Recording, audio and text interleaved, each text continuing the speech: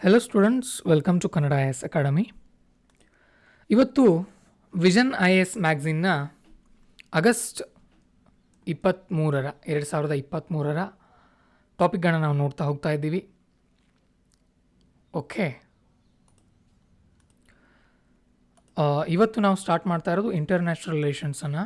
ಹಾಗಾದರೆ polity sir first topic ಏನು ಮಾಡಿದ್ರಿ ಅಂತ ಕೇಳಿದ್ರೆ, ಈಗಾಗಲೇ ಪಾಲಿಟಿಯನ್ನು ಆಗಸ್ಟ್ ತಿಂಗಳ ಪಾಲಿಟಿಯನ್ನು ನಾವು ಮಾಡಿ ಮುಗಿಸಿಕೊಟ್ಟಿದ್ದೀವಿ. ನಮ್ಮ ಯೂಟ್ಯೂಬ್ ಚಾನಲ್ನಲ್ಲಿ ಪ್ಲೇಲಿಸ್ಟ್ನಲ್ಲಿ ಹೋಗಿ ಅಲ್ಲಿ ವಿಷನ್ ಐ ಎ ಎಸ್ ಅಂತ ಕರೆಂಟ್ ಅಫೇರ್ಸ್ ಅಂತ ಪ್ಲೇಲಿಸ್ಟ್ ಇರುತ್ತೆ, ವಿಷನ್ ಐ ಎ ಎಸ್ ಅಥವಾ ಕರೆಂಟ್ ಅಫೇರ್ಸು. ಅದರಲ್ಲಿ ಹೋಗಿ ನೋಡಿದ್ರೆ ಪಾಲಿಟಿದು ಸಿಗುತ್ತೆ ನಿಮಗೆ. ಓಕೆ, ಅದನ್ನು ನೋಡ್ಕೊಳ್ಳಿ. ಬರೀ ಪ್ರಿಲಿಮ್ಸ್ ಟಾಪಿಕ್ಗಳನ್ನ ನಾವು ಹೇಳ್ತಾ ಹೋಗ್ತಾ ಇರೋದ್ರಿಂದ ತುಂಬ ಸ್ಪೀಡಾಗೂ ಕೂಡ ಹೋಗ್ತಾ ಇದೆ ಟಾಪಿಕ್ಗಳು.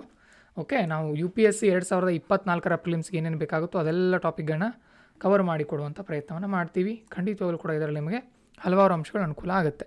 ಸರಿನಾ? ಹಾಗಾದರೆ ಸ್ಟಾರ್ಟ್ ಮಾಡೋಣ. ಇಂಟರ್ನ್ಯಾಷನಲ್ ರಿಲೇಷನ್ಸ್ನಲ್ಲಿ ಭಾರತ ಮತ್ತು ಗ್ರೀಸ್ ಬಗ್ಗೆ ಕೊಟ್ಟಿದ್ದಾರೆ. ಯಾಕೆ ಇದು ಸುದ್ದಿಯಲ್ಲಿ ಇದೆ ಅಂತ ಅಂದರೆ, ನಮ್ಮ ಪ್ರಧಾನಮಂತ್ರಿಗಳು ಗ್ರೀಸ್ಗೆ ಹೋಗಿದ್ದರು ಇತ್ತೀಚೆಗೆ. ಸುಮಾರು 4 ದಶಕಗಳ ನಂತರ, 40 ವರ್ಷಗಳ ನಂತರ ಗ್ರೀಸ್ ಅನ್ನುವಂಥ ದೇಶಕ್ಕೆ ಭೇಟಿಯನ್ನು ಕೊಟ್ಟರು. ಓಕೆ, ಏನಾಗಿದೆ ಅಂತಂದರೆ, ಗ್ರೀಸ್ ಅನ್ನುವಂಥ ಒಂದು ದೇಶವನ್ನು ಭಾರತ ಇಂಟರ್ನ್ಯಾಷನಲ್ ಸೋಲಾರ್ ಅಲಯನ್ಸ್ ಅನ್ನುವಂಥ ಒಂದು ಸಂಘಟನೆಗೆ ಸೇರಿಸಿಕೊಂಡಿದೆ. ನಮ್ಮ ಭಾರತನೇ ಸ್ಟಾರ್ಟ್ ಮಾಡಿತ್ತಿದ್ದನ್ನು ಇಂಟರ್ನ್ಯಾಷನಲ್ ಸೋಲಾರ್ ಅಲಯನ್ಸನ್ನು 2015 ಆಸ್ಪಾಸ್ನಲ್ಲಿ. ಓಕೆ, ಅದಕ್ಕೆ ಗ್ರೀಸನ್ನು ಕೂಡ ಸೇರಿಸ್ಕೊಂಡಿದೆ. ಹಾಗೆಯೇ ಕೋಎಲಿಷನ್ ಆಫ್ ಡಿಸಾಸ್ಟರ್ ರೆಸಿಲಿಯಂಟ್ ಇನ್ಫ್ರಾಸ್ಟ್ರಕ್ಚರ್ ಅನ್ನುವಂಥ ಒಂದು CDRI ಅನ್ನುವಂಥ ಒಂದು ಸಂಘಟನೆ ಇದೆ. ಇದಕ್ಕೂ ಕೂಡ ಗ್ರೀಸ್ ಬರಲಿ ಅನ್ನುವಂಥ ಒಂದು ಅಪೇಕ್ಷೆಯನ್ನು ಭಾರತ ಹೊಂದಿದೆ. ಇನ್ನೂ ಸೇರಿಸ್ಕೊಂಡಿಲ್ಲ, ಬಟ್ ಇದಕ್ಕೆ ಇಂಟರ್ನ್ಯಾಷನಲ್ ಸೋಲಾರ್ ಅಲಯನ್ಸ್ಗೆ ಸೇರಿಸ್ಕೊಂಡಿದೆ ಅಂತ ನಾವು ಹೇಳ್ಬೋದು. ಇನ್ನು ಗ್ರೀಸು ಮತ್ತು ಭಾರತಕ್ಕೆ ಬಂತಂತಂದರೆ, ನಾವಿಲ್ಲಿ ಈ 3 ಬ್ರದರ್ಸ್ ಅನ್ನುವಂಥ ದೇಶಗಳಿವೆ ಅಲ್ವಾ, ಯಾವುವು ಅಂತಂದರೆ ಟರ್ಕಿ, ಪಾಕಿಸ್ತಾನ ಮತ್ತು ಅಜರ್ಬೈಜಾನ್. ಈ 3 ದೇಶಗಳ ವಿಚಾರಕ್ಕೆ ಬಂದಾಗ ನಾವೊಂದು ಸ್ವಲ್ಪ ಎಚ್ಚರಿಕೆ ಹೆಜ್ಜೆಗಳನ್ನ ಇಡಬೇಕಾಗತ್ತೆ. ಓಕೆ, ಆಮೇಲೆ ಭಾರತ ಮತ್ತು ಗ್ರೀಸ್ಗಳು ತುಂಬ ಚೆನ್ನಾಗಿ ಸಂಬಂಧವನ್ನು ಬೆರೀತಾ ಹೋದರೆ ಪಾಕಿಸ್ತಾನ ನಮ್ಮ ವಿರುದ್ಧ ಯಾವುದೇ ಪಿತೂರಿಯನ್ನು ಮಾಡೋಕ್ಕೆ ಆಗೋದಿಲ್ಲ ಅನ್ನುವಂಥ ಮಾತನ್ನು ಕೂಡ ನಾವಿಲ್ಲಿ ಹೇಳ್ಬೋದಾಗಿದೆ. ಜೊತೆಗೆ ಗ್ರೀಸ್ ಅನ್ನುವಂಥ ದೇಶ ಏನಿದೆಯಲ್ಲ, ಮ್ಯಾಪ್ನಲ್ಲಿ ನೀವು ನೋಡಬೇಕು, ಎಲ್ಲರೂ ಕೂಡ ಅಟ್ಲಾಸನ್ನು ನೋಡ್ತಾ ಹೋಗ್ಬೇಕಿನ್ನು ಮುಂದೆ. ಪ್ರಿಲಿಮ್ಸ್ ತುಂಬ ಸಮೀಪ ಬರ್ತಾ ಇದೆ. ಇವತ್ತು ತೊಗೊಳ್ಳಿ, ಪಕ್ಕ ನಿಮ್ಮ ಮ್ಯಾಪ್ ತೊಗೊಳ್ಳಿ. ಗ್ರೀಸ್ ದೇಶ, ಅದರ ಸುತ್ತ ಮೆಡಿಟೇರೇನಿಯನ್ ಸಮುದ್ರ ಇದೆ. ಈ ಮೆಡಿಟೇರಿಯನ್ ಸಮುದ್ರ ಕೇಳ್ತಾರೆ ಪ್ರಿಲಿಮ್ಸ್ನಲ್ಲಿ. ಏಷಿಯಾ, ಆಫ್ರಿಕಾ, ಯುರೋಪ್ 3 ಖಂಡಗಳಿಗೂ ಕೂಡ ಲಿಂಕ್ ಆಗಿದೆ. ಓಕೆ, 3 ಖಂಡಗಳಿಗೂ ಕೂಡ ಲಿಂಕ್ ಆಗಿದೆ ಕೇಳ್ತಾರೆ ಪ್ರಿಲಿಮ್ಸ್ನಲ್ಲಿ. ಮೆಡಿಟೇರೇನಿಯನ್ ಸಮುದ್ರ ಯಾವ್ಯಾವ ಖಂಡಗಳಿಗೆ ಟಚ್ ಇದೆ ಅಂತ ಕೇಳ್ಬೋದು. ಓಕೆ, ಸೊ ಅದಕ್ಕೋಸ್ಕರ ಗೊತ್ತಿತ್ತು ಇರಬೇಕು ನಿಮಗೆ. ಇನ್ನು ಗ್ರೀಕ್ ದೇಶದ ಮತ್ತು ಭಾರತದ ಈ ಐತಿಹಾಸಿಕ ಸಂಬಂಧವನ್ನು ನಾವು ನೋಡಿದಾಗ, ಮೆಗಾಸ್ತನೀಸ್ ಅನ್ನುವಂಥ ಒಬ್ಬ ಪ್ರವಾಸಿಗ ಬರ್ತಾನೆ ಅಲ್ವಾ. ಚಾಣಕ್ಯನ ಚಂದ್ರಗುಪ್ತ ಮೌರ್ಯನ ಒಂದು ಆಸ್ಥಾನಕ್ಕೆ ಬಂದಿದ್ದ ಮೆಗಾಸ್ತನೀಸು. ಓಕೆ, ಸೊ ಜೊತೆಗೆ ಗಾಂಧಾರ ಆರ್ಟ್ ಅನ್ನುವಂಥ ಒಂದು ಕಲೆ ಇದೆ ನಮ್ಮಲ್ಲಿ ವಾಸ್ತುಶಿಲ್ಪದಲ್ಲಿ. ಅದ್ರ ಮೇಲೂ ಕೂಡ ಗ್ರೀಕ್ ಪ್ರಭಾವವನ್ನು ನಾವು ಕಾಣ್ತೀವಿ. ವೆರಿ ವೆರಿ ಇಂಪಾರ್ಟೆಂಟ್ ಟಾಪಿಕ್ಗಳು ಇವು, ನೆನ್ಪಿಟ್ಕೊಳ್ಳಿ. ಗಾಂಧಾರ ಆರ್ಟ್ ಬಂದಿರೋದು ಗ್ರೀಕ್ ಪ್ರಭಾವದಿಂದ, ಮೆಗಾಸ್ತನೀಸ್ ಬಂದವನು ಗ್ರೀಸ್ ದೇಶದವನು, ಇಷ್ಟು ನಿಮಗೆ ಗೊತ್ತಿರಲಿ. ನೆಕ್ಸ್ಟ್ ಇಲ್ಲಿ ಯಾವುದು ಪ್ರಿಲಿಮ್ಸ್ ಟಾಪಿಕ್ಗಳು ಕಂಡು ಬರ್ತಾ ಇಲ್ಲ. ನೆಕ್ಸ್ಟ್ ಬರುವಂಥದ್ದು ಬ್ರಿಕ್ಸ್ ಅಂತ ಬರುತ್ತೆ. ಬ್ರಿಕ್ಸ್ ಅನ್ನುವಂಥದ್ದು ಒಂದು ಸಂಘಟನೆ.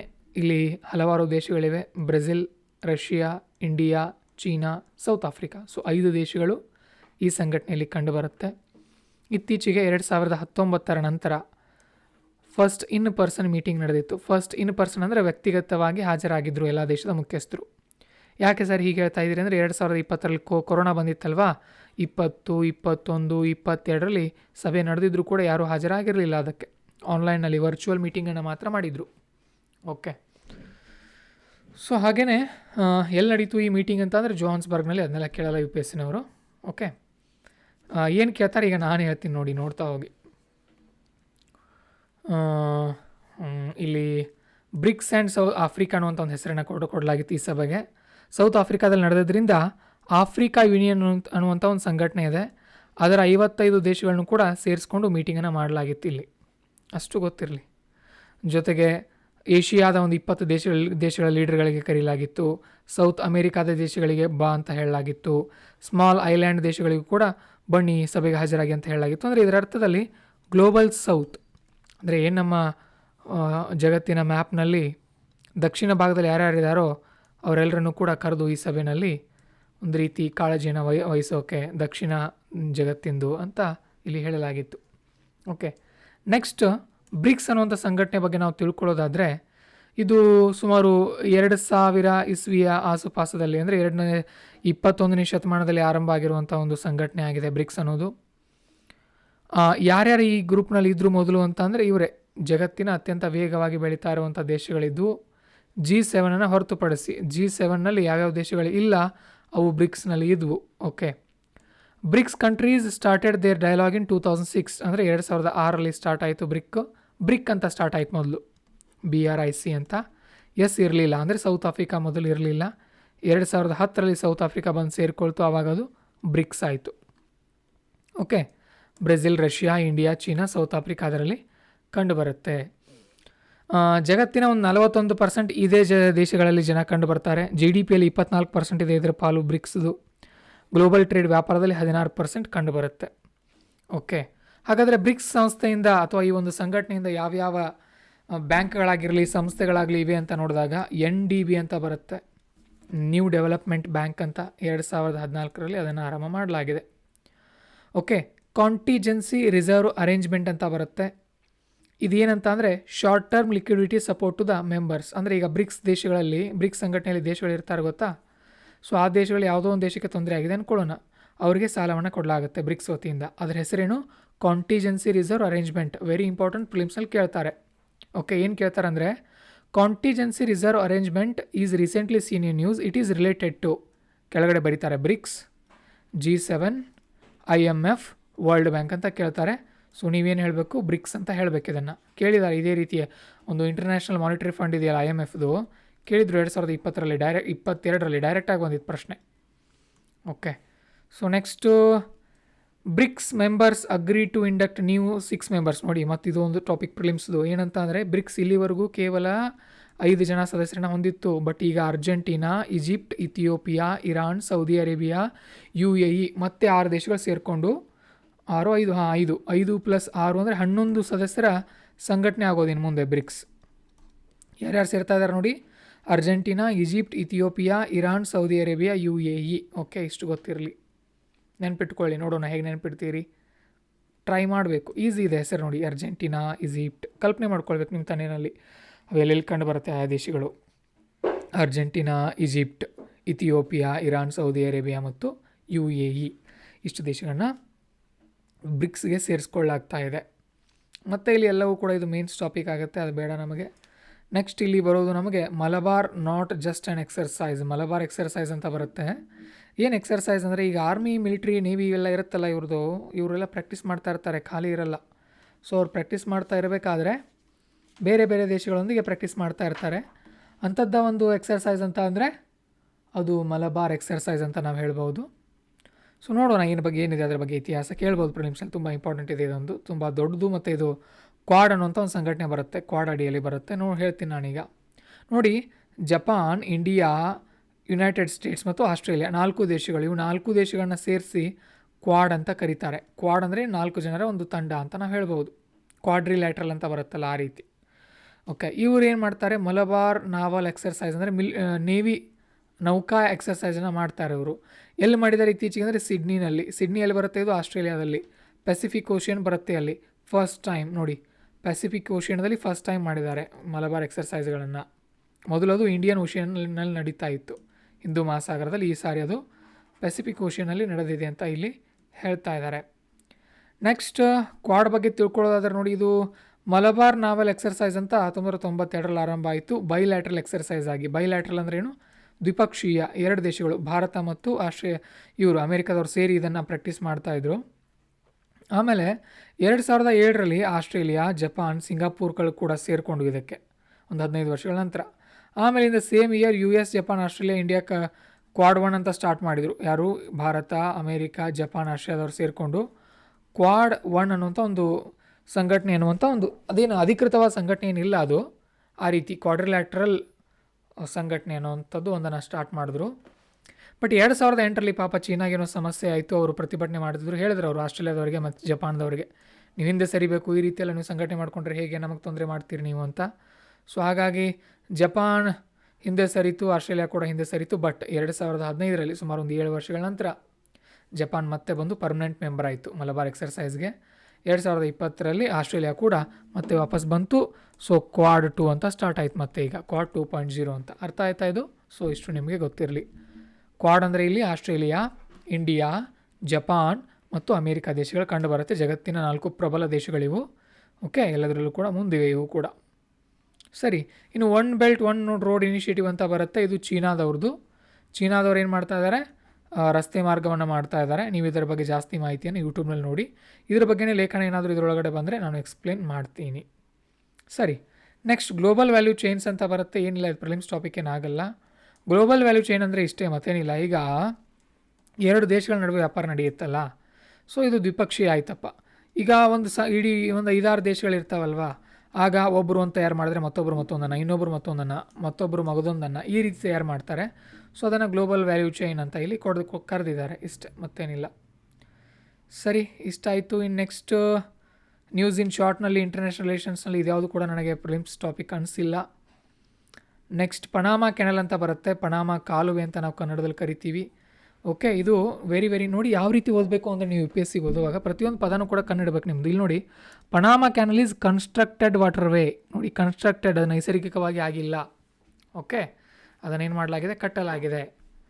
ಮತ್ತು ಎಲ್ಲಿದೆ ಅದು? ಅಟ್ಲಾಂಟಿಕ್ ಮತ್ತು ಪೆಸಿಫಿಕ್ ಸಾಗರಗಳ ಮಧ್ಯಭಾಗದಲ್ಲಿದೆ. ಇಲ್ಲಿದೆ ನೋಡಿ, ಇದು ಅಮೇರಿಕಾ. ಇದು ಅಮೇರಿಕಾ ಭೂಭಾಗ. ಓಕೆ, ಇದೆಲ್ಲ ಅಮೇರಿಕಾ ಭೂಭಾಗ. ಇದು ಕೆಳಗಡೆ ದಕ್ಷಿಣ ಅಮೇರಿಕಾ ಭೂಭಾಗ. ಇದು ಇಲ್ಲಿ ನೋಡಿ, ಇಲ್ಲಿದೆ ಅದು ಪನಾಮಾ ಕೆನಲ್. ಇಲ್ಲಿದೆ, ಈ ಹೋಗಿದೆ. ಓಕೆ, ಅದನ್ನು ಕಟ್ಟಿದ್ದಾರೆ. ಅಂದರೆ ಏನಾಗ್ತಾ ಇತ್ತು, ಇಲ್ಲಿಂದ ಸ್ಯಾನ್ ಫ್ರಾನ್ಸಿಸ್ಕೋ ಇದೆ ಅನ್ಕೋಣ. ಇಲ್ಲಿಂದ ಹೀಗೆ ಹೋಗಿ ಒಂದು ಯಾವ್ದಾದ್ರು ದೊಡ್ಡ ಹಡಗು ಇಲ್ಲಿ ಹೋಗೋಕ್ಕೆ ಎಷ್ಟು ಕಿಲೋಮೀಟ್ರ್ ತೊಗೊಳ್ತಾ ಇತ್ತು? 21,000 ಕಿಲೋಮೀಟ್ರ್ ತೊಗೊಳ್ತಾ ಇತ್ತು ಅಂದ್ಕೊಳ್ಳಿ, ಒಂದು ಅಂದಾಜು 21,000. ಬಟ್ ಇಲ್ಲಿನೇ ಹೋಗಿಬಿಟ್ರೆ ಬರೀ 8,000 ಕಿಲೋಮೀಟ್ರ್. ಅಂದರೆ ಸುಮಾರು ಒಂದು 2 ಪಟ್ಟು ದಾರಿ ಕಡಿಮೆ ಆಯ್ತು ಅದರದ್ದು. ಅಂದರೆ ತುಂಬ ಪೆಟ್ರೋಲ್ ಉಳಿಯುತ್ತೆ, ಡೀಸೆಲ್ ಉಳಿಯುತ್ತೆ. ಓಕೆ, ಮತ್ತು ಟೈಮ್ ಕೂಡ ಬೇಗ ಸಾಧ್ಯ ಆಗುತ್ತೆ. ಓಕೆ, ಅಷ್ಟು ಗೊತ್ತಿರಲಿ. ಇಲ್ಲಿ ಕೇಪ್ ಆಫ್ ಹಾರ್ನ್ ಅಂತ ಬರುತ್ತೆ. ಓಕೆ, ಕೇಪ್ ಆಫ್ ಹಾರ್ನ್ ಅಂತ. ಸೊ ಅದರ ಮುಖಾಂತರ ಹೋಗೋದನ್ನು ತಪ್ಪಿಸಲಾಯಿತು. ನೆಕ್ಸ್ಟ್ ಪನಾಮಾ ಅನ್ನೋದೊಂದು ಇಸ್ತಮಸ್ ಅದು. ಓಕೆ, ಅಂದರೆ ನೀವು ಕೇಳಿದ್ದೀರಿ ಜಲಸಂಧಿ ಅಂತ ಕೇಳಿದ್ದೀರಾ? ಹೇಳ ನಿಮಗೆ ಜಲಸಂಧಿ ಯಾವುದು? ಪಾಕ್ ಜಲಸಂಧಿ ಅಂತ ಬರುತ್ತೆ ನೋಡಿ. ಜಲಸಂಧಿ ಅಂದರೆ ಏನು? 2 ದೊಡ್ಡ ಸಮುದ್ರಗಳನ್ನು ಸೇರಿಸುವಂತಹ ಭೂಭಾಗವನ್ನು ನಾವೇನಂತ ಕರಿತೀವಿ? ಭೂಭಾಗ ಅಲ್ಲ, ಅಲ್ಲಿ ಗ್ಯಾಪ್ ಇರುತ್ತಲ್ಲ, ಅದನ್ನು ಜಲಸಂಧಿ ಅಂತ ಕರಿತೀವಿ. ಹಿಂದೂ ಮಹಾಸಾಗರ ಮತ್ತು ಪೆಸಿಫಿಕ್ ಸಾಗರವನ್ನು ಕೂಡಿಸುತ್ತೆ ಅದು ಪಾಕ್ ಜಲಸಂಧಿ. ಓಕೆ, ಬಟ್ ಇಲ್ಲಿ ಏನು ಮಾಡ್ತಾ ಇದೆ ಅದು? ಪನಾಮಾ 2 ಭೂಮಿಗಳನ್ನ ಕೂಡಿಸ್ತಾ ಇದೆ, ಒಂದು ಈ ಭೂಮಿಯನ್ನು, ಒಂದು ಈ ಭೂಮಿಯನ್ನು. ಸೊ ಅದಕ್ಕದು ಇಸ್ತಮಸ್, ಅದು ಭೂಸಂಧಿ, ಅದು ಜಲಸಂಧಿ ಅಲ್ಲ, ಭೂಸಂಧಿ. ಕರೆಕ್ಟಾ? ಆ ರೀತಿ ನೋಡಿ. ನೆಕ್ಸ್ಟ್ ಇಲ್ಲಿ ಕೊಟ್ಟಿದ್ದಾರೆ ಅದೇ ಸುಯೇಜ್ ಕೆನಲ್ ಕೂಡ ಇದೆ ಅದೇ ರೀತಿ. ಸುಯೇಜ್ ಕೆನಲ್ ಕೂಡ ಅದು ಇಸ್ತಮಸ್ಸು, ಅದು ಏನು ಸ್ಟ್ರೇಟ್ ಅಲ್ಲ. ಜಲಸಂಧಿಗೆ ಏನಂತಾರೆ ಇಂಗ್ಲೀಷ್ನಲ್ಲಿ? ಜಲಸಂಧಿ ಈಸ್ ಈಕ್ವಲ್ ಟು ಸ್ಟ್ರೇಟ್. ಭೂಸಂಧಿಗೆ ಏನಂತಾರೆ? ಇಸ್ತಮಸ್ ಅಲ್ವಾ? ಇಸ್ತಮಸ್ ಅಂತಾರೆ, ಗೊತ್ತಿರ್ಬೇಕು ನಿಮಗೆ.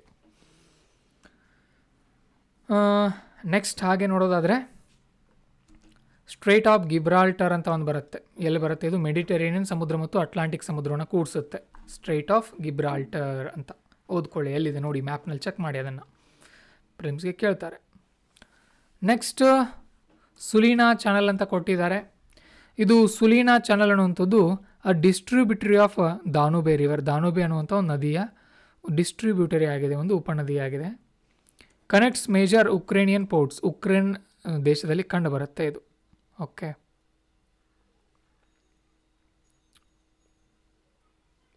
ಸಾಕು ಇಷ್ಟೇ, ಇದರಿಗಿಂತ ಡೀಪ್ ಬೇಡ.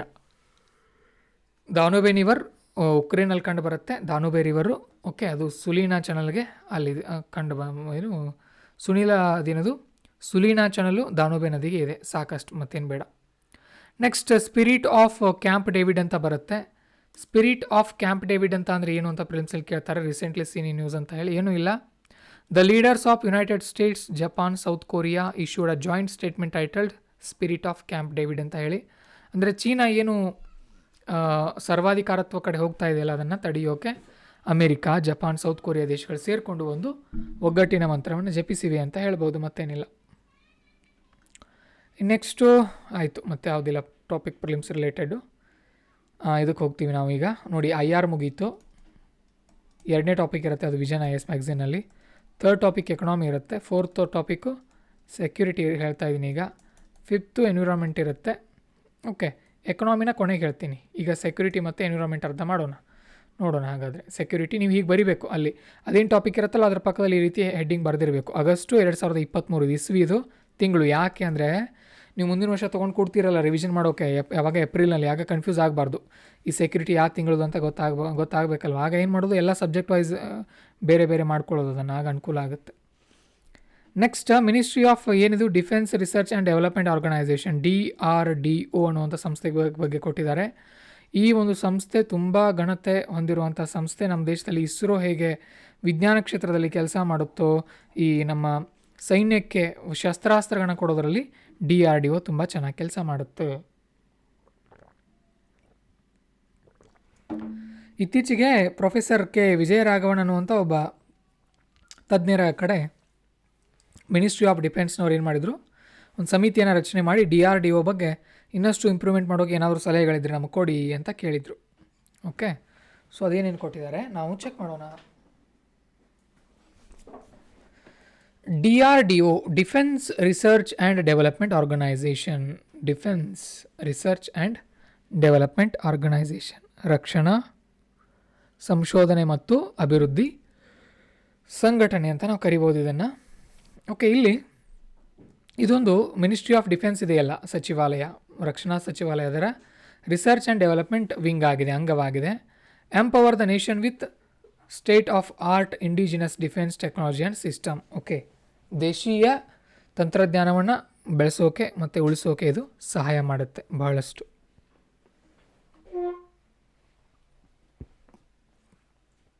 ಹಾಗೇನು ಇದರ ಗುರಿ ಏನು ಅಂತ ಅಂದರೆ ಟೆಕ್ನಾಲಜಿಕಲ್ ಸೊಲ್ಯೂಷನ್ನ ಕೊಡೋದು.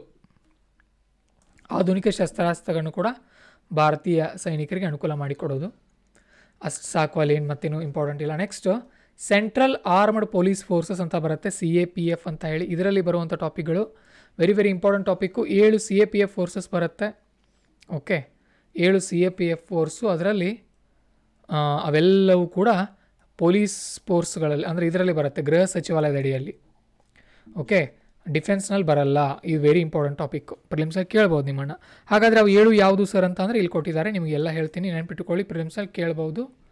ಓಕೆ, ಹೇಳ್ತೀನಿ, ಅಂದರೆ ಏನು ಡೀಪಾಗಿ ಬೇಡ, ಇದಿಷ್ಟೇ. ಸಶಸ್ತ್ರ ಸೀಮಾ ಬಲ ಇದೆಯಲ್ಲ, SSB, ಇವರು ನೇಪಾಲ್ ಬಾರ್ಡ್ರನ್ನ ಕಾಯ್ತಾರೆ. ಬಾರ್ಡರ್ ಸೆಕ್ಯೂರಿಟಿ ಫೋರ್ಸ್ ಇದೆಯಲ್ಲ, BSF, ಇವರು ಪಾಕಿಸ್ತಾನ ಮತ್ತು ಬಾಂಗ್ಲಾದೇಶದ ಬಾರ್ಡ್ರನ್ನ ಕಾಯ್ತಾರೆ. ಮತ್ತು ಇಂಡೋ ಟಿಬೇಟಿಯನ್ ಬಾರ್ಡರ್ ಅಂತ ಬರುತ್ತಲ್ಲ ಪೊಲೀಸ್ ಫೋರ್ಸು, ಇವರು ಭಾರತ ಮತ್ತು ಚೀನಾ ಬಾರ್ಡ್ರನ್ನ ಕಾಯ್ತಾರೆ. ಅಸ್ಸಾಂ ರೈಫಲ್ಸ್ನವರು ಇಂಡಿಯಾ ಮಯನ್ಮಾರ್ ಅಥವಾ ಬರ್ಮಾ ದೇಶದ ಬಾರ್ಡ್ರನ್ನ ಕಾಯ್ತಾರೆ, ಮಯನ್ಮಾರನ್ನ.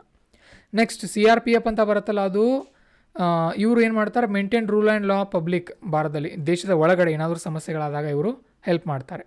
ನೆಕ್ಸ್ಟ್ CISF, ಸೆಂಟ್ರಲ್ ಇಂಡಸ್ಟ್ರಿ ನೋಡಿ, ಅದು ದೇಶದ ಇಂಡಸ್ಟ್ರಿಗಳಿರುತ್ತಲ್ಲ, ಬಿಲ್ಡಿಂಗ್ಗಳಿರುತ್ತಲ್ಲ, ಏರ್ಪೋರ್ಟು, ಇವೆಲ್ಲನೂ ಕೂಡ ದೆಹಲಿ ಮೆಟ್ರೋವನ್ನೆಲ್ಲ ರಕ್ಷಣೆ ಮಾಡ್ತಾರೆ. ನೆಕ್ಸ್ಟ್ NSG ಅಂತ ಬರ್ತಾರಲ್ಲ, ಇವರು ಏನು ಮಾಡ್ತಾರೆ, ಮಾಡೆಲ್ಡ್ ಆನ್ ಲೈನ್ಸ್ ಆಫ್ SAS. ಇದು ದೇಶದಲ್ಲಿ ಈ ಟೆರರಿಸಮ್ ಏನಾದರೂ ಆಗಿದ್ದರೆ ಆ ಟೈಮಲ್ಲಿ ಬಂದು ಇವರು NSG ಕಮಾಂಡೋಗಳು ಬಂದು ಹೆಲ್ಪ್ ಮಾಡ್ತಾರೆ. ಜೊತೆಗೆ ಇವರು ಭದ್ರತೆಯನ್ನು ಕೂಡ ಕೊಡ್ತಾರೆ NSGಗಳು, ಅಲ್ವಾ, ಅಷ್ಟು ಗೊತ್ತಿರಲಿ.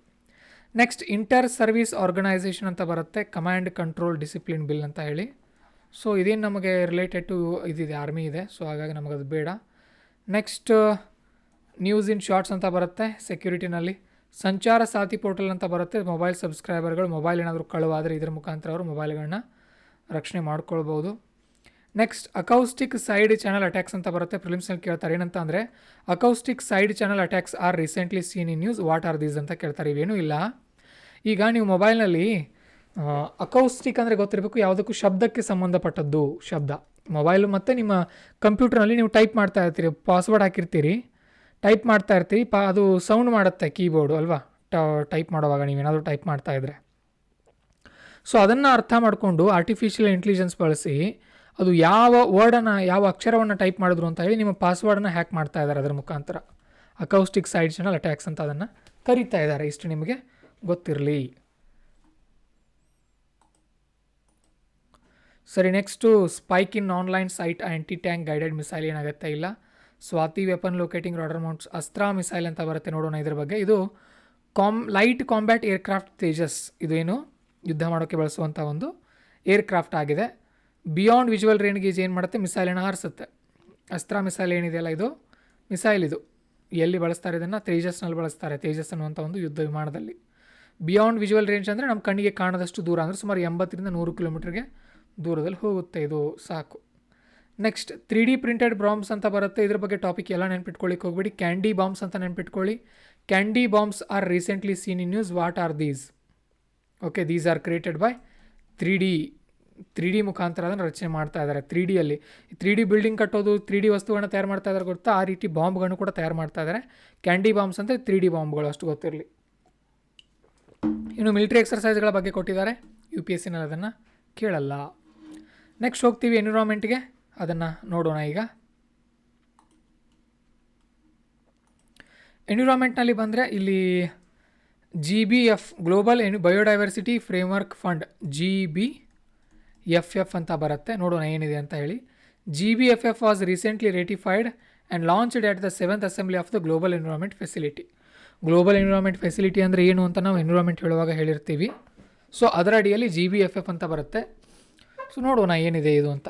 GBFF ಏನು ಮಾಡುತ್ತಂದರೆ, aims to finance the implementation of Kunming and Montreal global biodiversity framework, KMGBF, Kunming Montreal global biodiversity framework. ಏನು ಸರ್ ಹಾಗಂದರೆ ಅದು KNMGBF ಅಂದರೆ? ನೋಡೋಣ. ಇದು 2022ರಲ್ಲಿ ಇದನ್ನು ಅಳವಡಿಸಿಕೊಳ್ಳಲಾಗಿದೆ. ಓಕೆ, COP 15ರಲ್ಲಿ, ಅಂದರೆ GBFನವರ 15ನೇ ಸಭೆಯಲ್ಲಿ.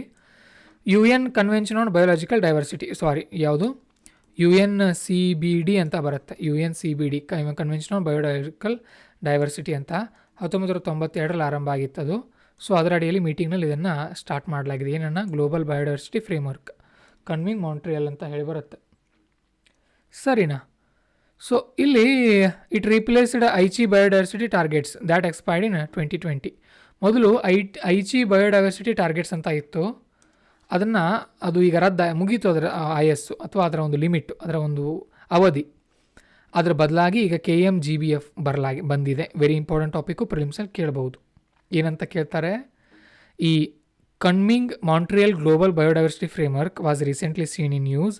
It comes under CBD, IMF, world bank, UN, ಈ ರೀತಿ ಕೇಳ್ತಾರೆ. ಓಕೆ, ಮತ್ತು ಇದೇನಿದೆ, ಇದು ನಾಟ್ ಲೀಗಲಿ ಬೈಂಡಿಂಗ್ ಅಲ್ಲ, ಇದು ಕಡ್ಡಾಯ ಅಲ್ಲ. ಓಕೆ, ಇದನ್ನು ಒಪ್ಕೊಂಡ್ರೆ ಯಾರಾದರೂ ಕಡ್ಡಾಯವಾಗಿ ಪಾಲಿಸಲೇಬೇಕು ಅಂತ ಏನು ರೂಲ್ಸ್ ಇಲ್ಲ. ಸರಿನಾ? ಅಷ್ಟು ಅಂಶಗಳನ್ನ ಇಲ್ಲಿ ಕೊಡಲಾಗಿದೆ. ಒಂದು 4 ಪಾಯಿಂಟ್ ಕೊಟ್ಟಿದ್ದಾರೆ, ಫಿಲಿಮ್ಸ್ನಲ್ಲಿ ಕೇಳ್ಬೋದು. ಒಂದು 4 ಟಾರ್ಗೆಟನ್ನು ಇಟ್ಕೊಂಡಿದ್ದಾರೆ ಅಂತ ಇದರಲ್ಲಿ ನೋಡೋಣ. ಮೊದಲನೇದಾಗಿ, to halt human induced species extension, ಅಂದರೆ ಮನುಷ್ಯನಿಂದ ಹಾನಿಗೊಳಗಾಗಿ ಸಸ್ಯ ಅಥವಾ ಪ್ರಾಣಿಗಳ ನಾಶ ಆಗ್ತಾ ಇವೆಯಲ್ಲ, ಅದನ್ನು ತಡೆಯೋದು. ಈಕ್ವಿಟೇಬಲ್ ಶೇರಿಂಗ್ ಆಫ್ ಬೆನಿಫಿಟ್ಸ್, ಏನು ಪರಿಸರದಿಂದ ಲಾಭ ಸಿಗುತ್ತಲ್ಲ ಎಲ್ರಿಗೂ, ಅದನ್ನು ಎಲ್ರಿಗೂ ಸಮಾನವಾಗಿ ಹಂಚೋದು. ಸಸ್ಟೈನೇಬಲ್ ಯೂಸ್ ಆಫ್ ಬಯೋಡೈವರ್ಸಿಟಿಯನ್ನು ಎಲ್ರಿಗೂ ಕೂಡ ಅನುಕೂಲ ಮಾಡಿಕೊಡೋದು. Next, closing the biodiversity finance gap. Okay, ಏನು ಬಯೋಡೈವರ್ಸಿಟಿ ಜೀವವೈವಿಧ್ಯತೆಯನ್ನು ಕಾಪಾಡೋಕೆ ಎಲ್ಲರೂ ಕೂಡ ಕೂಡಿ ದೇಣಿಗೆನ ಚೆನ್ನಾಗಿ ಕೊಡೋದು. ಪ್ರತಿ ವರ್ಷ ಎಲ್ಲ ದೇಶದವರು ಸೇರಿ ಒಂದು 7,000 ಕೊಡೋದು ಅಂತ ಇಲ್ಲಿ ಹೇಳ್ತಾ ಇದ್ದಾರೆ. ಓಕೆ, ಸೊ ಅದನ್ನು ಇಲ್ಲಿ ನೋಡ್ತಾ ಇದ್ದೀವಿ. ಇದಾಯಿತು. ನೆಕ್ಸ್ಟ್, ಡಿಸಿಷನ್ಸ್ ಆಫ್ GBFF ಕೌನ್ಸಿಲನ್ನು ಯಾರು ಮಾಡ್ತಾರೆ ಅಂದರೆ ಕನ್ಸೆನ್ಸಸ್ ಮೇಲೆ, ಅಂದರೆ ಸರ್ವಾನುಮತ, ಎಲ್ಲರೂ ಕೂಡ ಒಪ್ಕೊಳ್ಬೇಕು, ಆಗ ಮಾತ್ರ ಒಂದು ಏನಾದರೂ ನಿರ್ಧಾರ ತೊಗೊಂಡಿದ್ರೆ ಅದು ಜಾರಿಗೆ ಬರುತ್ತೆ. ವರ್ಲ್ಡ್ ಬ್ಯಾಂಕ್ ಕೂಡ ಇಲ್ಲಿ ಟ್ರಸ್ಟಿಯಾಗಿ ಕೆಲಸ ಮಾಡುತ್ತೆ ಅಂತ ಇಲ್ಲಿ ಹೇಳಲಾಗ್ತಾ ಇದೆ. GEF ಬಗ್ಗೆ ಇದೆ ನೋಡಿ, ಗ್ಲೋಬಲ್ ಎನ್ವಿರಾನ್ಮೆಂಟ್ ಫೆಸಿಲಿಟಿ. ಇದು ಎನ್ವಿರಾನ್ಮೆಂಟ್ ನೋಟ್ಸಲ್ಲಿ ಕೂಡ ಇದೆ, ನಾವು ಕೊಟ್ಟಿರೋ ನೋಟ್ಸ್ನಲ್ಲಿ. ಇದು 1991ರಲ್ಲಿ ಆರಂಭ ಆಗಿದೆ. GEF ಅನ್ನೋದು ಅಂದರೆ CBDಗಿಂತ ಹಳೆದಿದು. CBD ಅಂದರೆ ಏನು ಅದು ನೋಡಿ, ಆಮೇಲೆ ಹೇಳ್ತೀನಿ. ಆಮೇಲೆ ಎನ್ವಿರಾನ್ಮೆಂಟಲ್ ಫಂಡ್, ಇದು ಅನುದಾನ ಕೊಡ್ತಾರೆ ಸರ್ಕಾರ, ಇವರು ಎಲ್ಲ ದೇಶದವ್ರು ಸೇರಿಕೊಂಡು. ಟೋಟಲ್ ಇಲ್ಲಿ 4 ಏರಿಯಾಗಳ ಮೇಲೆ ಫೋಕಸ್ ಮಾಡುತ್ತೆ GEF: climate change, biodiversity, international waters, ozone depletion. ಫಿಲಿಮ್ಸ್ನಲ್ಲಿ ಕೇಳ್ಬೋದು, ನೆನ್ಪಿಟ್ಕೊಳ್ಳಿ. ಓಕೆ, ಯಾರು ಅಳವಡಿಸ್ತಾರೆ ಇದನ್ನು ಅಂತಂದರೆ ವರ್ಲ್ಡ್ ಬ್ಯಾಂಕ್ನವರು, UNDPನವರು ಮತ್ತು UNEPನವರು. 185 ದೇಶಗಳಿವೆ, ಭಾರತನೂ ಕೂಡ ಅದರ ಸದಸ್ಯ ಆಗಿದೆ. ಫಿಲಿಮ್ಸ್ನಲ್ಲಿ ಕೇಳ್ತಾರೆ, ಇವನ್ನೆಲ್ಲ ನೋಡ್ಕೊಳ್ಬೇಕು. ಏನಿಲ್ಲ, ಟಾಪಿಕ್ಸ್ ಇವು ನೆನ್ಪಿಟ್ಕೊಂಡ್ಬಿಡೋದು, ಇಲ್ಲೇನು ಡೀಪಾಗಿ ಹೇಳೋದಿರಲ್ಲ ನಿಮಗೆ. ಓಕೆ, ಇಲ್ಲಿದೆ ನೋಡಿ. GEF assembly meets every 3 to 4 years. ಬೇಡ ಇದು. GEF serves as a financial mechanism to 5 conventions. ಈ ಕೆಳಗಿನ 5 ಕನ್ವೆನ್ಷನ್ಗಳಿಗೆ ಇದು ಹಣ ಕೊಡುತ್ತೆ. GEF ಯಾರ್ಯಾರಿಗೆ? CBDಗೆ, UNFCCCಗೆ, UNFCCಗೆ, POPsಗೆ, UNCCDಗೆ ಮತ್ತು ಮಿನಿಮಾಟಾ ಕನ್ವೆನ್ಷನ್ಗೆ. ವೆರಿ ವೆರಿ ಇಂಪಾರ್ಟೆಂಟು, ಈ ವರ್ಷ ಕೇಳಬಹುದು ಪ್ರಿಲಿಮ್ಸ್ನಲ್ಲಿ. ಓಕೆ, CBD, UNFCC, UNCCD ಇವು 3 ಸ್ಟಾರ್ಟ್ ಆಗಿತ್ತು 1992ರಲ್ಲಿ. ಇನ್ನು POP ಮತ್ತು ಮರ್ಕ್ಯೂರಿ ಇವೆರಡನ್ನ ನೆನಪಿಟ್ಕೊಳ್ಳಿ ಸಾಕು. ಮತ್ತು ಇನ್ನೊಂದು GEF ಇದೆಯಲ್ಲ, ಏನಿದು ಈ ಸಂಘ, ಏನಿದು ಅನುದಾನ, ಗ್ಲೋಬಲ್ ಎನ್ವಿರಾನ್ಮೆಂಟ್ ಫೆಸಿಲಿಟಿ, ಇದು ಅನುದಾನ not linked formally to Montreal ಪ್ರೋಟೋಕಾಲ್ಗೆ ಇದು ಸಂಬಂಧಪಟ್ಟಿಲ್ಲ. Okay, but supports implementation of Montreal protocol. Okay, Montreal protocol ಇದು ಏನು ಅಂತ ನಾವು ಎನ್ವಿರಾನ್ಮೆಂಟಲ್ ಕ್ಲಾಸಲ್ಲಿ ಹೇಳಿದ್ದೀವಿ, ಅದನ್ನು ಒಂದು ಸಾರಿ ರಿವಿಷನ್ ಮಾಡ್ಕೊಳ್ಳಿ, ಸರಿನಾ? ಸಾಕು. Next, unregulated tourism in India Himalayan region. ಇದು ಕೂಡ ಯಾವುದೇ ರೀತಿಯ ಪ್ರಿಲಿಮ್ಸ್ ಟಾಪಿಕ್ ಇದರಲ್ಲಿ ನನಗೆ ಕಂಡು ಬಂದಿಲ್ಲ, ಮೇನ್ಸ್ ರಿಲೇಟೆಡ್ ಇದೆ ಇದು. ವಾಟರ್ ಟ್ರೇಡಿಂಗ್ ಅಂತ ಇದು ಕೂಡ ಮೇನ್ಸ್ ರಿಲೇಟೆಡ್ ಇದೆ. Okay, next coastal aquaculture authority amendment bill ಅಂತ ಬಂದಿದೆ, ಏನೋ ಒಂದು ಕಾಯ್ದೆ ಬಗ್ಗೆ ಮಟ್ಟ ಮಾಹಿತಿಯನ್ನು ಕೊಟ್ಟಿದ್ದಾರೆ ಇಲ್ಲಿ. ಇದು ಮಾರ್ಕ್ ಮಾಡಿದ್ದೀನಿ, ಬಟ್ ನಾನು ಇದು ಪ್ರಿಲಿಮ್ಸ್ ರಿಲೇಟೆಡ್ ಅನ್ನಿಸ್ತಾ ಇಲ್ಲ ನನಗೆ. ಓಕೆ, ಸೊ ಇದನ್ನು ಕೂಡ ನಾವೇನು ಮಾಡೋಣ, ಬಿಟ್ಬಿಡೋಣ. ನೆಕ್ಸ್ಟ್, ಸರ್ಕಾರ ಈ ಕೃಷಿ, ಈ ಅಕ್ವಾಕಲ್ಚರ್ ಅಂದರೆ ನೀರಿನಲ್ಲಿ ಕೃಷಿಯನ್ನು, ಅಂದರೆ ಉದಾಹರಣೆಗೆ ಮೀನುಗಾರಿಕೆಯನ್ನು ಬೆಳೆಸೋಕೆ ಏನೇನು ಮಾಡ್ತಾಯಿದ್ದಾರೆ ಅಂತ ನೋಡ್ಬೋದು. ಬಹುಶಃ ಫಿಶ್ರಿ ಅಲ್ವಾ ಅದು ಅಕ್ವಾಕಲ್ಚರ್ ಅಂದರೆ. ಓಕೆ, ಅಕ್ವಾಕಲ್ಚರ್ ಏನು ಕೊಟ್ಟಿದ್ದಾರೆ ಇಲ್ಲಿ? ಅಕ್ವಾಕಲ್ಚರ್ ಬೇಡ ಬಿಡಿ, ದಿಸ್ ಈಸ್ ನಾಟ್ ಇಂಪಾರ್ಟೆಂಟ್, ಇವೆಲ್ಲ ಕೇಳಲ್ಲ ಹೀಗೆಲ್ಲ, ಅವ್ರ ಸ್ಕೀಮ್ನಲ್ಲಿ ಬಂದರೆ ಮಾತ್ರ ಕೇಳ್ತಾರೆ. ನೆಕ್ಸ್ಟ್, ಅಗ್ರೋ ಫಾರೆಸ್ಟ್ರಿ ಅಂತ ಒಂದು ಬರುತ್ತೆ. ಅಗ್ರೋ ಫಾರೆಸ್ಟ್ರಿ ಬಗ್ಗೆ ಒಂದು ಮಾತನ್ನು ಇಲ್ಲಿ ಹೇಳಲಾಗಿದೆ. ಅಗ್ರೋ ಫಾರೆಸ್ಟ್ರಿನ ಬೆಳೆಸೋಕೆ ಸರ್ಕಾರದವ್ರು ಪ್ರಯತ್ನ ಪಡ್ತಾ ಇದ್ದಾರೆ. ಅಗ್ರೋ ಫಾರೆಸ್ಟ್ರಿ ಅಂತ ಅಂದರೆ ಏನು? Practising agriculture and forestry together. ಅಂದರೆ ನಿಮ್ಮ ಹೊಲ ಇರುತ್ತೆ ಅಂದ್ಕೊಳ್ಳೋಣ, ಇಲ್ಲಿ ಬೆಳೆ ಮಾಡಿರ್ತೀರಿ ಏನೋ, ಸುತ್ತಮುತ್ತ ಗಿಡ ಬೆಳೆಸೋದು, ಕಾಡು ಬೆಳೆಸೋದು, ಇಲ್ಲೇ ಇದನ್ನು ಅಗ್ರೋ ಫಾರೆಸ್ಟ್ರಿ ಅಂತ ಕರೀತಾರೆ. ಅಷ್ಟು ನೆನ್ಪಿಟ್ಕೊಳ್ಳಿ ಸಾಕು, ಪ್ರಿಲಿಮ್ಸಲ್ಲಿ ಕೇಳ್ಬೋದು. ನೆಕ್ಸ್ಟ್, ಕಾಂಪ್ರೆಸ್ಡ್ ಬಯೋಗ್ಯಾಸ್ ಅಂತ ಬರುತ್ತೆ, CNG, ಹಾಗೆ ಇದು ಬಯೋಗ್ಯಾಸ್ ಇದು. ಓಕೆ, ಸತತ ಅನ್ನುವಂಥ ಒಂದು ಸ್ಕೀಮನ್ನು ಮಾಡ್ತಾ ಇದ್ದಾರೆ ಸರ್ಕಾರದವರು, sustainable alternative towards affordable transportation ಅಂತ, ಸತತ ಅಂತ. ಸೊ ಅದರಲ್ಲಿ CBGಯನ್ನು ತರ್ತಾ ಇದ್ದಾರೆ, ಹೊಸ ಗ್ಯಾಸನ್ನು. ಯಾವ ರೀತಿ ಅಂದರೆ ಇದು ಆ್ಯನ್ಎರೋಬಿಕ್ ಡಿಕಂಪೋಸಿಷನ್ ಆಫ್ ಬಯೋಮಾಸ್. ಆ್ಯನ್ಎರೋಬಿಕ್ ಅಂದರೆ ಏನು? O2 ಇರೋಲ್ಲ, ಅಲ್ಲಿ O2 ಇರಲ್ಲ, ಆಕ್ಸಿಜನ್ ಇರಲ್ಲ. ಅಗ್ರಿಕಲ್ಚರಲ್ ರೆಸಿಡ್ಯೂ ಇರುತ್ತಲ್ಲ ಅದು, ವೇಸ್ಟ್, ಕೂಳೆ ಇರುತ್ತಲ್ಲ ಅದು, ಮತ್ತು ಸಾಲಿಡ್ ವೇಸ್ಟ್ ಇರುತ್ತಲ್ಲ ಅದು, ಶುಗರ್ ಕೇನು, ಇವೆಲ್ಲನೂ ಮಾಡಿ ವೇಸ್ಟ್ ಇರುತ್ತಲ್ಲ ಅವನ್ನೆಲ್ಲ ಸೇರಿಸ್ಕೊಂಡು ಅದರಿಂದ ಗ್ಯಾಸ್ ಉತ್ಪಾದನೆ ಮಾಡ್ತಾ ಇದ್ದಾರೆ. ಓಕೆ, ಇದರಲ್ಲಿ ಏನಾಗುತ್ತೆ? ಬಯೋಗ್ಯಾಸ್ ಇರುತ್ತೆ, ಹೈ ಕ್ಯಾಲೋರಿಫಿಕಲ್ ವ್ಯಾಲ್ಯೂ ಇರುತ್ತೆ ಅದರದ್ದು, ಸರಿನಾ? ಅಷ್ಟು ಗೊತ್ತಿರಲಿ. ಮತ್ತು CO2 ಇರುತ್ತೆ, ಹೈಡ್ರೋಜನ್ ಸಲ್ಫೈಡ್ ಇರುತ್ತೆ, ನೈಟ್ರೋಜನ್ ಇರುತ್ತೆ, ಆಕ್ಸಿಜನ್ ಇರುತ್ತೆ, ಮಾಯಿಶ್ಚರ್ ಕೂಡ ಸ್ವಲ್ಪ ಇರುತ್ತೆ, ನೋಡ್ಕೊಳ್ಳಿ ಅದನ್ನು. ಮಿನಿಸ್ಟ್ರಿ ಆಫ್ ಪೆಟ್ರೋಲಿಯಂ ಇದರ ಸಚಿವಾಲಯ ಆಗಿದೆ ಅಂತ ಇಲ್ಲಿ ಹೇಳ್ತಾ ಇದ್ದಾರೆ. ನೆಕ್ಸ್ಟ್, ಟೈಡಲ್ ಎನರ್ಜಿ ಬಗ್ಗೆ ಕೊಟ್ಟಿದ್ದಾರೆ. ಟೈಡಲ್ ಎನರ್ಜಿ ಬಗ್ಗೆ ಪ್ರಿಲಿಮ್ಸ್ ರಿಲೇಟೆಡ್ ಯಾವುದೇ ಟಾಪಿಕ್ಗಳಿಲ್ಲ. ಸೊ ಇನ್ನು ಎನ್ವಿರಾನ್ಮೆಂಟ್ ಬಗ್ಗೆ ಇರುವಂತಹ ಶಾರ್ಟ್ ನೋಟ್ಸ್ಗಳನ್ನ ನಾನು ಮುಂದಿನ ತರಗತಿಯಲ್ಲಿ ಹೇಳ್ಕೊಡ್ತೀನಿ ನಿಮಗೆ. ಓಕೆ, ಇವತ್ತಿನ ಕ್ಲಾಸು ಇಲ್ಲಿಗೆ ಸಾಕು. ಮತ್ತು ಇನ್ನೊಂದು, ನೀವು ಈ ಕ್ಲಾಸ್ಗಳ ಬಗ್ಗೆ ಅಭಿಪ್ರಾಯ ತಿಳಿಸ್ಬೇಕು ನಿಮ್ಮದು. ನಾವು ಫ್ರೀಯಾಗಿ ಮಾಡ್ತಾ ಇದ್ದೀವಿ ಇದನ್ನು ಯೂಟ್ಯೂಬ್ನಲ್ಲಿ, ಕರ್ನಾಟಕದಲ್ಲಿ ಮೊದಲ ಬಾರಿಗೆ ನಿರಂತರವಾಗಿ ಮಾಡ್ತಾ ಇದ್ದೀವಿ. ಓಕೆ, ನಾವು ಜೂನ್ ಜುಲೈನಲ್ಲಿ ಸ್ಟಾರ್ಟ್ ಮಾಡಿದ್ವಿ, ಬಟ್ ಈಗ ಪ್ರಿಲಿಮ್ಸ್ ಸಮೀಪ ಬರ್ತಾ ಇರೋದ್ರಿಂದ ಈಗ ನಿರಂತರವಾಗಿ ನಡೀತಾ ಇದೆ ಇದು. ನೀವು ಲೈಕ್ ಮಾಡಬೇಕು, ಕಮೆಂಟ್ ಮಾಡಬೇಕು, ಅಂದರೆ ಮಾತ್ರ ನಾವು ಕಂಟಿನ್ಯೂ ಮಾಡ್ತೀವಿ ಇದನ್ನು. ಇಲ್ಲ ಅಂತ ಅಂದರೆ ನಾವು ಕೂಡ ಏನು ಮಾಡಿಬಿಡ್ತೀವಿ, ಮತ್ತು ನಿಲ್ಲಿಸ್ಬಿಡ್ಬೇಕಾಗತ್ತೆ. ನಿಮ್ಮ ಸಪೋರ್ಟ್ ಇರಬೇಕು ನಮಗೆ ಅಲ್ವಾ? ನಿಮ್ಮ ಸಪೋರ್ಟ್ ಇರಲಿ, ನಿಮ್ಮ ಸ್ನೇಹಿತರು ಕೂಡ ಶೇರ್ ಮಾಡಿ. ಮತ್ತೆ ಮುಂದಿನ ವೀಡಿಯೋದಲ್ಲಿ ಸಿಗ್ತೀನಿ. ನಮಸ್ಕಾರ.